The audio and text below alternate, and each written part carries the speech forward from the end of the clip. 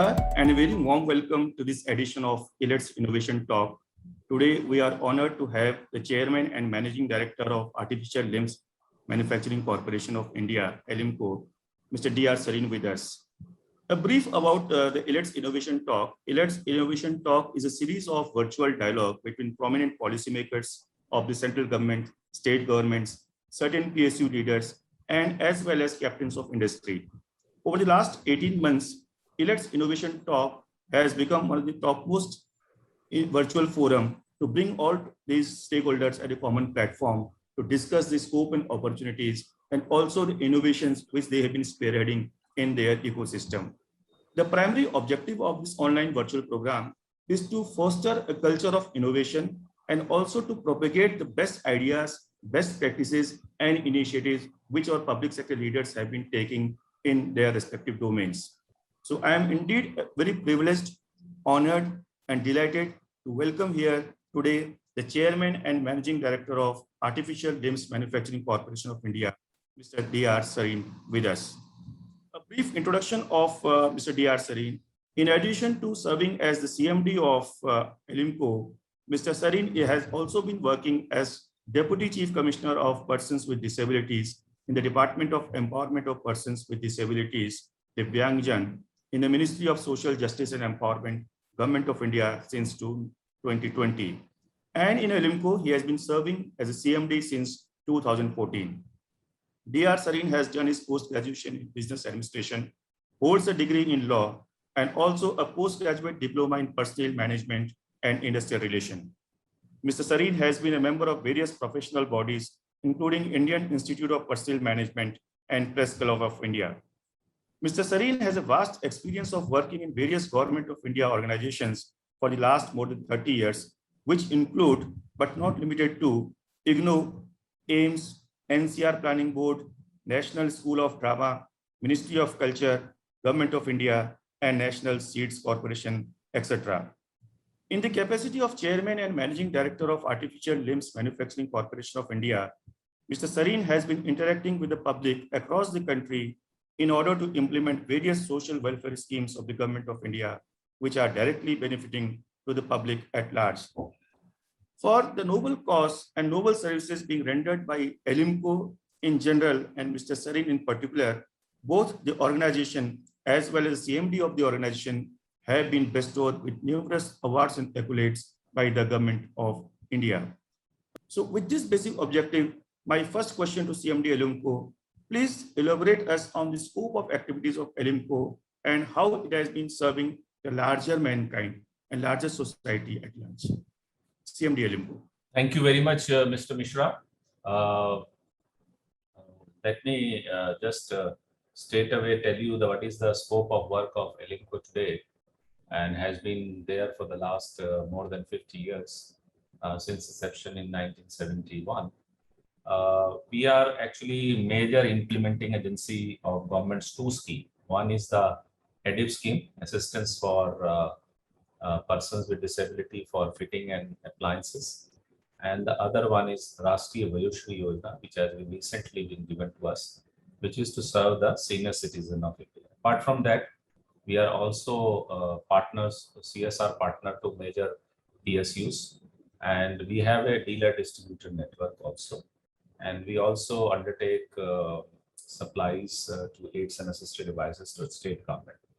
As you rightly pointed out, the sole objective of this organization, being a Section 8 company of 2013, sole objective is not to earn profit, but let us not confuse with the fact that some grant is being given to us for running this organization.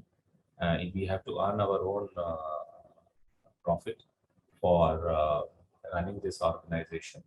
And I'm happy to tell you that in the past more 10 years or so, and particularly in 7 years of my tenure, the company has progressed both physically as well as the financially. But as you rightly said, that our objective is to provide quality aids and assistive devices at reasonable price. Let me tell you by saying that this particular sector is represented by two major subsectors. One is high volume and low value, and other is low volume and high value. So we as a Limco, as a public sector, fall in the first category because the challenge is very big. We have around 2.68 crores of people in country as per census 2011, which might have increased to around 4 crore by this point of time. And we have a challenge to provide them aids and assisted devices all over the country. So we have to be in the high volume and low value sector. Sarin, you have been at the helms of Elimco for the past more than 7 years.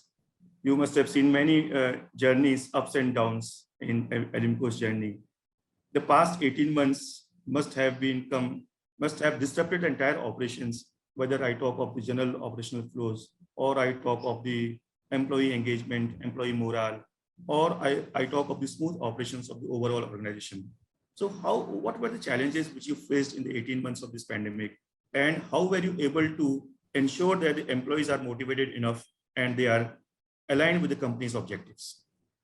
A very good question, Mr. Mishra, because this pandemic is not centered to one country. It is a global challenge before the world, and Elimco cannot remain untouched. In fact, we are the one who has been affected very badly during this COVID time in terms of my operations.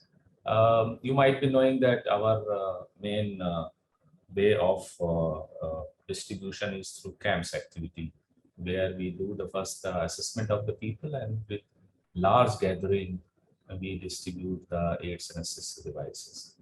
The purpose of this, with this comment and our Honorable Prime Minister and our Minister, is that by organizing such camps, you are able to disseminate the information about the scheme, as well as the quality of the appliances can be seen, and the direct benefit is transferred to people. But after the COVID, last camp, I remember that we have done in 2019, when Honorable Prime Minister has come personally to Allahabad, and I have organized a mega camp of 1 lakh people there. There are 1 lakh people who were given aids and assisted devices on 29th of February. But after that, you know that this COVID has taken place, and our operations have been very badly affected because of the non-camp activity, and because of the social distancing and other advisory given by the health ministry. So we were not able to organize the camp. This is one thing. Second thing is that our company was closed for 63 days during the 2019. And then again in 2020-21 also, similar around 70 days, the factory was closed. There was no production because of the lockdown, and we were not able to do any kind of activity. But I am thankful to all the stakeholders, particularly our employees. They have been very supportive and cooperative, and we are able to take it forward, this particular mission. And in spite of in 2019-20, as I said, that 63 days were lost totally because the factory was closed. We before to that, it is 1920, we have done a record turnover of around 341 crores. So challenge was big. But in the first 6 months, we were able to clock only turnover and 78 crores only in 1920. And there was an operational loss to the company first time in my tenure at least. But we pull up our socks, and once there was some liberalization by the government in terms of COVID norms, we pull up our socks in 6 months. You will be surprised that by the end of the year, that is on 31st March 2020, we were able to clock a turnover of 268 crore and a profit of something like 56 crores we are able to clock. And similar situation has happened in the Last This figure you are mentioning for March 2021. 19 to 2020 Okay. financial year. Now I'm talking about 2021. Again, because of the second wave of COVID, the operation was severely affected, and our 70 days were lost. But last year also we were able to clock a similar turnover around 250 odd, and this surplus to this. Not only we have overcome the operating loss, but we have come to the profit. And I'm happy to say that we were able to do the aggressive operations, and we are able to sustain ourselves during this period. And very important note is that we have not retrenched anybody, even if our own contractual employees. Even if the company was closed, we have given full salary to them. In fact, I will ensure that all our employees are vaccinated, and once the vaccine come into place, and whenever there was some problem of COVID to some employee, a task force was constituted, and our people has vigorously helped those who have suffered with COVID. A lot of people, some around 50-60 people have been suffered because of the COVID, out of 250 odd or 500 odd. But unfortunately, we have lost 2 of our colleagues in this battle of COVID. The rest of the people are able to recover. Our heart goes out to all those fallen colleagues, and our salute and tribute to your fallen warriors who fell in the line of duty. So, Mr. Sarin, what has been the mantra from an operational loss which you mentioned you first time faced during your tenure in this organization? You're quickly able to turn around the story. What was the success mantra? I will definitely. One mantra, so I can just deduce from here that even during the worst of times, you took care of your employees. None of the employees were retrenched. All of them were given complete salary, even if they were contractual staff. Apart from this, any success process? Over to you. I think I always believe in one thing, not just by bookish reference. Assets, employees are the greatest efforts of any organization, and they're very difficult to handle also at the same time. But I'm very fortunate to have very good manpower and our executives. And once we got a chance, so what strategy we have taken is that we quickly we have devised a new SOP actually, and we told them that now we will not do the camps physically. Now we will do the camps virtually. So what we have done is that we have devised a SOP, get it approved from the ministry, and we have decentralized the distribution network. Earlier, we used to call people to the campsite and used to distribute. Now, what we have strategy we have taken, we invite some people so that our minister and other people have an opportunity to interact with those people who have come for taking their appliances. But at the same time, we are able to distribute that at the block level. So we have reversed our strategy actually. Earlier, we used to call people. Now we have done away with that, and we have reached out to the doorstep of those people so that they are not depriving of their appliances during this time. So that is the second strategy we have taken. The third strategy we have taken is that we have 2 categories of camp activity. One is where the number is 1,000 and above. So in such category, normal times, our minister is always keen to go and meet Divyangjan. So we were doing virtual camps for 1,000 and above, and less than 1,000. What we did is that we organized small camps to distribute aids and assisted devices, and we are at the one time we are able to service these people, and of course we are able to generate revenue as well as turnover. Great. Mr. Sarin, how have you been able to leverage technology in your overall innovations, whether it are products or whether they are uh, operational See, processes? let me tell you, I am very honest with you. There are two problems in PSU, have been the problem in PSU for a very long time. And in fact, the Parliamentary Committee on PSU has also deliberated that why companies have gone into sickness. Suddenly, some company is doing very good, and you find that in 2 years it has gone in losses. So, three things they have identified that what causes the loss to the company.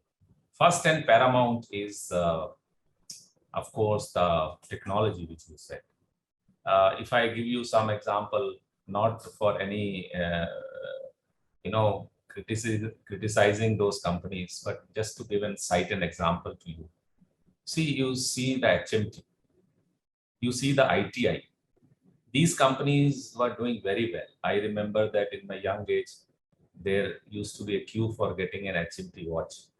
But what has happened is that they have not renovated, they have not updated their technology, and other player has come and taken the space for them.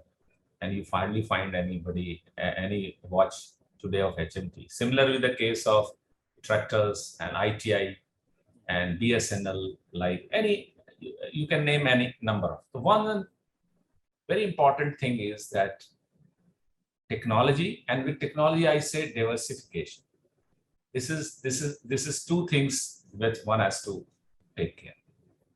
The second thing is that for any good reason or bad reason, we should not increase our regular manpower. We should not do the hiring so much that it has become a burden. You see major PSU today, whether it is BHEL or whether it is Hindustan Aeronautics or other companies, you will find that the manpower load is so much that if their revenues drop for some time, they are not able to cope up and they run into red. So the second strategy we have taken is that when I took it over, the turnover is 161 crore. And I said that 18-19, it was 341 crores. It has increased almost 100 times. But the manpower, you will be surprised, the regular manpower was 306 when I joined. Today it is 284. So, so I have taken the lead from there. It's very small organization. So unnecessarily, if you recruit people though we have recruited some people on need basis, on contractual basis, so that in case, if by any grace of God, if the companies goes down, then we are able to take recursive action. And one is technology, other is manpower, and third is leadership and transparency and accountability. You will find many PSUs, you have been interviewing so many people and been associated with PSU, you know better than me, anybody else. But I let me tell you that leadership is a very important factor as far as profit and loss of any organization is concerned. If your systems are good, you are accountable, you are transparent. So this is bound to come. So the technology is going. We have taken care, and we are going to take care it more once our modernization is on place by the end of this year. Well said, Mr. Sarin. The biggest testimony of the leadership success of Elimco is that you have been at the helm of affairs for the past 7 years. So that itself speaks volumes about the leadership qualities. And as rightly mentioned by you, the culture of any organization always percolates from top to down. Always, in every organization, the culture percolates from top to down. If the top leadership is efficient, is forward-looking, is inclusive, and takes care of its employees, then nobody can stop that organization from moving forward. Another accolade, as mentioned by you, on one hand, your turnover increased 100%, more than 100% in fact, from 2014 to 2021. And on the other hand, your manpower strength came down. So that again speaks volumes about the way you have been able to optimally utilize your manpower, giving every manpower an optimal workload. And also when we are expanding in terms of turnover, expanding in terms of market and diversifying also, then of course you would be imbibing or leveraging certain technologies also, because without technological innovations, it's not possible to expand on one hand and contract on the manpower front on the other hand. Mr. Sareen, how has been the market scenario so far?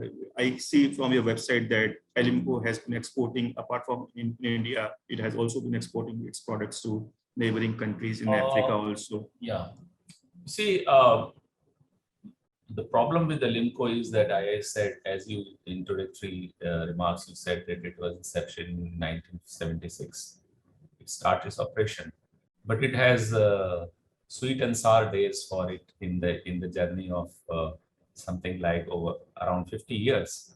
The first phase was very good and company was doing very well. But a phase has come, you will be surprised that government was thinking of locking it up and selling it off. So it was in such a bad shape. So some people have, done well, and our employees have done well. And the mantra is, I have said that at that time, you will be surprised, the manpower was around 1,200 people who are working. 1,200 people, and from 1,200 you brought down to 250 plus. I have not brought out from 1,200. I have kept almost the same, but I'm just saying that I'm proving my point is that at that time it was 1,200 and the wage bill is so high that they have to wait for 6 months for getting their salary, as we see for other PSU. But some people have worked hard and other things and done. I'm coming to the point what you have asked me about the marketing, coming to the point straight away. You see, this particular factory of ours with machines, they have already outlived their life. You will be surprised that their book value is 0 in the balance sheet. If you have happened to see my balance sheet, you see plant and machinery 0. So we are running this particular factory on almost obsolete fleet of machineries. So it was very difficult, and when I joined in 2014, it was very difficult. But we have inducted some essential machinery there and tried to do it. But still, there was a lot of breakdowns. So intentionally, we have not gone out of our bound for aggressive marketing, because it was very difficult to fulfill the requirement of the government scheme. Because the first challenge is for the government, for the PSU to it is 100% owned ministry, PSU.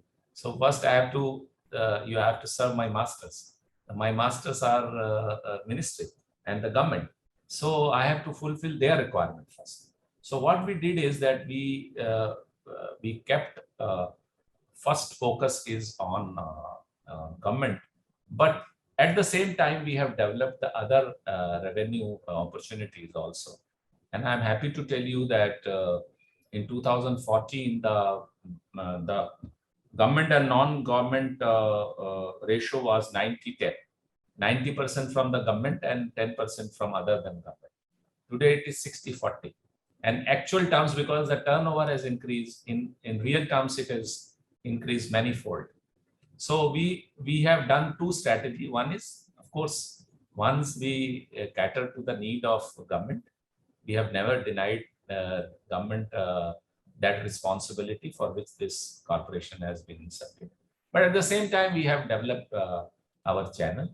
And now the new modernization has taken place. As you said very rightly, technology and quality is very important in today's world. So we have implemented this modernization project.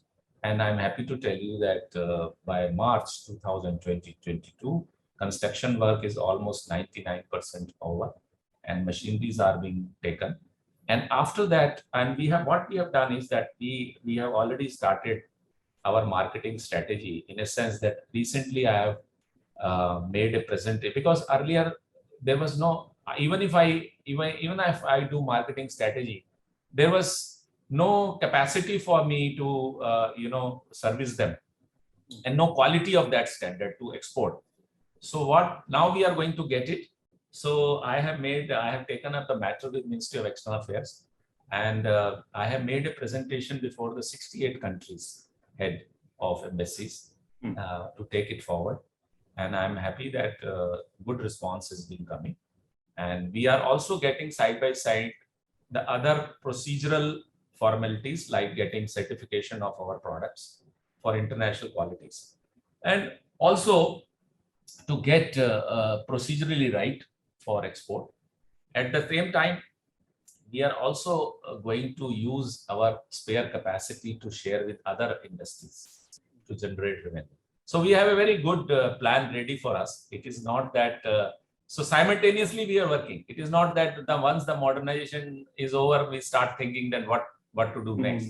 So our team is already there. We have already floated a expression of interest, where we say that these machines were available. If you have some work, even private sector, you come in spare capacity, we want to utilize, because government has invested 200 crores and we have put in 138 crores on that. 338 crore project is there. So we should put this project to the maximum use and to generate revenue. And as I said in my deliberation, when I discussed about the lack of, initiative by PSU who have fallen into trap of sickness, the best in innovation and, going out of the box and thinking and revenue generation. Because now PSU is not like this, that if I am doing this, we should not do other things. As long as I am sustainable, government is happy with me. If I am not sustainable, government is not happy with me. Whatever I do, I can change my article of association, I can do anything, but I should do it. And we are on the right track. We have taken a proactive actions, and we are going to develop some products which we are going to which we want to float in the market. So far, we have not done it because I have told you that I did not have the capacity to do that. Now I will have the capacity with next year, and we will come out all outwardly. We are developing products which are fast moving and we can float in the market. Our best wishes to you, CMD Elimco. Viewers here, let me inform you that at the start of this conversation, the CMD Elimco has given me a target of 1:15 that will wrap up this discussion. But the discussion has been so interesting and we have got so much to discuss, and I still only 60% of what I intended to discuss has been covered. But we are bound by all the capacity constraints of time. One concluding question before we actually conclude this session, Mr. Sareen. Elimco has been a recipient of a number of awards and accolades, including you yourself also. Could you enumerate some of the recent awards for which Elimco has been awarded? You see, the initiatives. I am not very, I'm not. I think you are the first one to whom I am giving interview like this. I believe in working, and the award comes in on their way. That is what my feeling is. Some people run after the awards. I don't do that.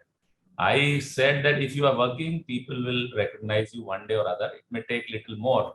If you broadcast more, it will come early. But if you don't, then it will be. So I'm happy to tell you that I have got a Scope Excellence Award for turning around the company. And I also got a national award for both from the President of India for outstanding contribution to the service of senior citizen.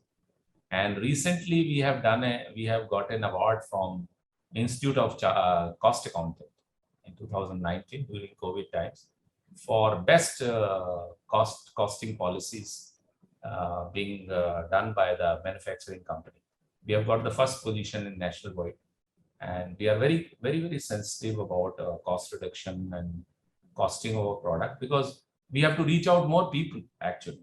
The challenges of number, as I said in the beginning of the interview. So these are the few things, but private companies, they have given a lot of awards and other things to us. But I think these are the one which I feel is noteworthy, which is given by the nation to us. And rest of the things, we keep on getting awards from some private or some institution or NGOs. But these are the one which I feel is noteworthy. Beautiful comments, Mr. Sareen. Beautiful comments that you mentioned that certain people run after the awards, but the silent heroes, they just work silently. They are focused on their work, and then awards run after those silent heroes. We had a very fruitful discussion with Mr. D.R. Sareen here, Chairman and Managing Director of Elimco, one of the only organizations of its kind, perhaps in India, which has been dedicated fully in the service of mankind.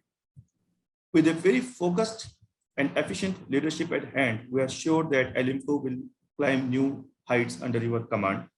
You had given us very clear-cut, you have articulated a very clear-cut picture of how to manage the affairs of a profitable company and how to escape from the trap of getting into the sickness. As you mentioned, that if the company is able to move along with the moving times, changing times, adapt with the changing times, with introducing innovations, introducing technology, keeping the staffing under control, and also having an efficient leadership, that PSU is bound to succeed, whatever be the circumstances. And the best example of this Elimco, in the past 18 months, we have seen how, as Mr. Sareen mentioned, that after initial hiccup and initial temporary fall in the turnover, the company was quick enough to turn around and move to the next level.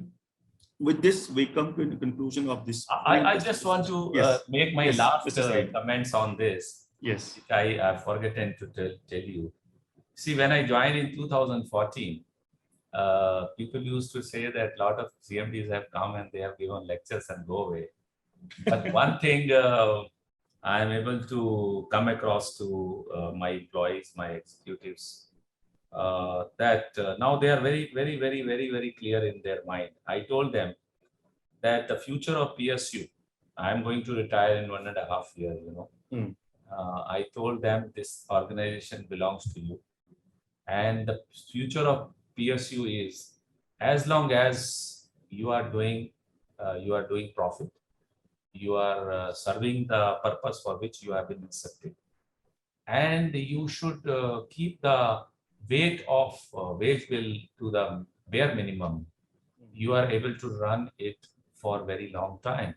You have seen, and strategically, it is a PSU which is for the welfare of people. So government is not going to very easily see it from that angle of disinvestment. But as long as we are doing well, and this message is, I'm happy that it has gone across very well in our company. And I also share my views with them that the developing trend which is going on in the policy of the government today. And they are very convinced that they have to work, and they are really work very hard. And this message is, I want to tell you, this message has gone long and far, that as long as they will keep on working, this company will work. If they become lethargic and they become redundant, we have to not to become redundant.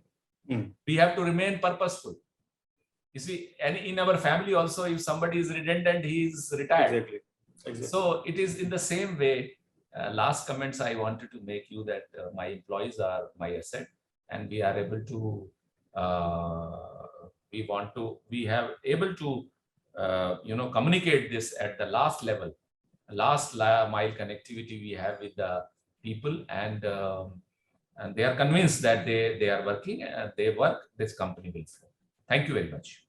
Great. That was Mr. D.R. Sareen. Once again, our sincere thanks, gratitude, and immense congratulations to you, and our best wishes also for Elimco and its entire staff, that you win more and more accolades at the national level and also at the international level.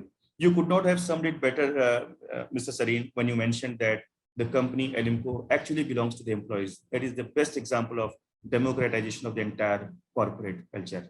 So with this, once again, thank you all the audience here, and thank you CMD Elimco, Mr. Diaz. Thank you very much for providing me an opportunity to put forward my views, and I look forward again to meet you. Thank you very much.